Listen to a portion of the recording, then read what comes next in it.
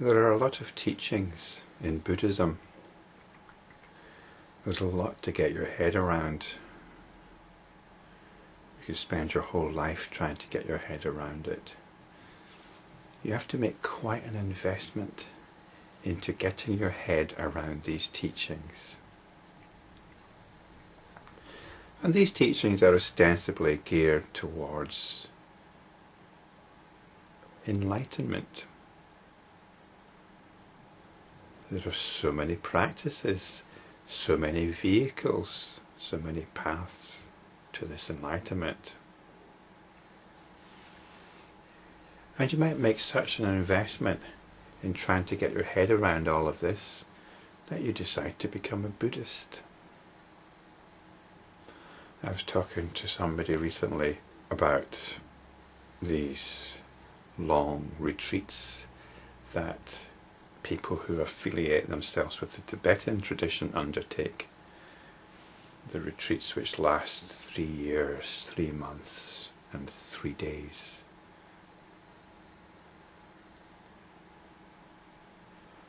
I'd always thought they were solitary affairs where you just get on with your practices, but it seems that they're more like undergraduate courses. And part of what you have to learn is the Tibetan language. The Tibetan language. So there's quite an investment there, isn't there? Quite a commitment. And this is all fine in its own way. In the last verse, we had this statement. This was verse 470.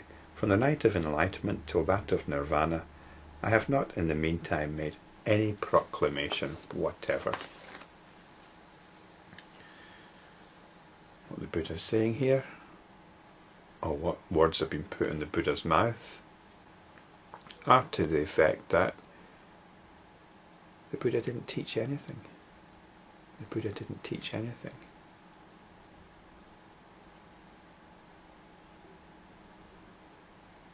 So how do you handle this?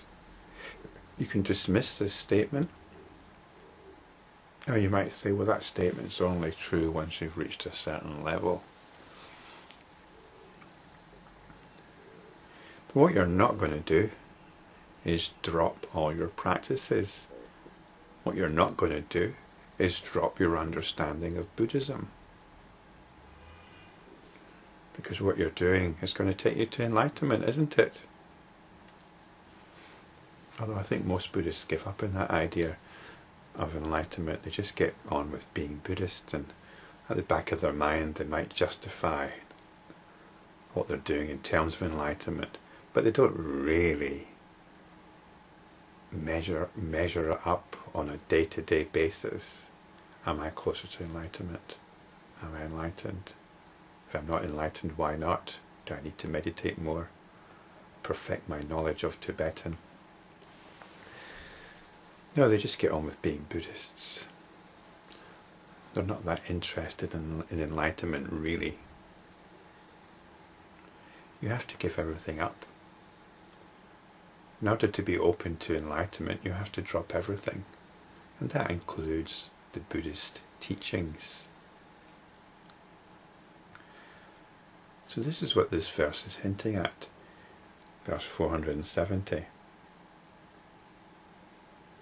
The previous verses were all questions based on Buddhist meditation and practice. And the answer that the Buddha gives is, I have not made any proclamation whatever. So where does that leave us? Where does that leave us? It means that you have to find enlightenment afresh. You're not going to get it from a teacher. It's not going to be transmitted to you through some kind of spiritual power.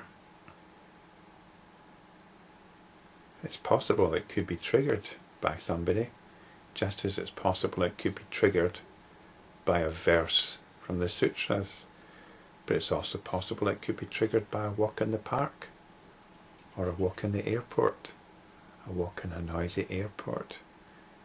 It could be triggered by anything. So we need to be looking afresh. If you are a Buddhist, and you're a Buddhist who's interested in enlightenment, then I urge you to relate your practice to this possibility of enlightenment. And are you really satisfied with your own understanding?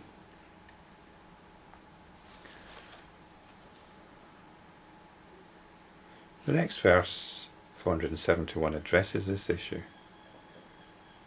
It is on account of the deeper meaning that the eternally abiding reality of self-realization is talked of by me. And between myself and all the other Buddhas, in this respect, there is no distinction whatever. So this is really the only way, the one way. It's a slightly un-Buddhist way of putting it though, isn't it? I think a lot of Buddhists will be a little bit upset about this. This sounds suspiciously like the Hindu Brahman. An eternally abiding reality. But it's the eternally abiding reality of self-realization. And what does this mean? We're not talking about some sort of metaphysical principle here. This term self-realization is interesting. It could mean realization of the self being some kind of transpersonal insight, or it could be realization by the self. I'm inclined to take both meanings. Self-realization means it's going to happen independently of any teachings. Realization, enlightenment happens independently of any teachings. It's an awakening, it's waking up. When you wake up from your sleep, you don't need any teachings to wake up. You wake up. That's perhaps not a fair analogy, but it seems to me that a lot of people are in some kind of coma, particularly those who are engaged in some kind of spiritual path. And it's as if they're wanting to maintain that coma. They're working hard to maintain the coma. So that's up to them, really. That's up to them. They can dismiss what I'm saying. I have no case to make. I'm taking my cue from the sutra here. And if you're open to this, that's wonderful. And if you're not, then you can go on your merry way.